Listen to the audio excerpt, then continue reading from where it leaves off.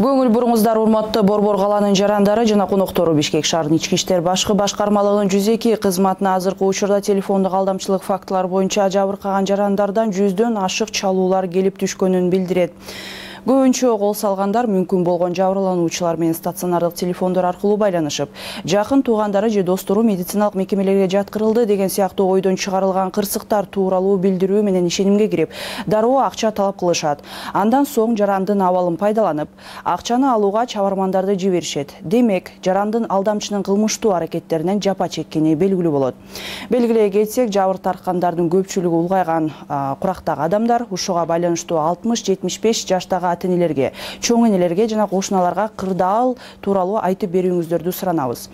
Мындан тышкары жарандык активисттерди жана блогерлерди маалыматты бөлүшүүгө жардам көрсөтүүнү өтүнөбүз. Эскерте кетсек, чоочун адам телефон чалып жатканда ал сизге эмнени айткысы келип жатканына көңүл буруңуз. Алдамчылар негизинен жабырлануучуларга ар кандай жол менен кысым көрсөтүүгө умтулушат.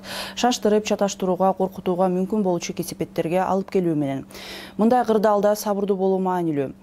Эгерде сиздин эсебиңиздеги бардык акчалар жоголуп кетет деп коркутса да, чалуунун талабын аткарууга шашпаңыз. Дароо 24 саат бою иштей турган 102 кыска номуруна чалыңыз.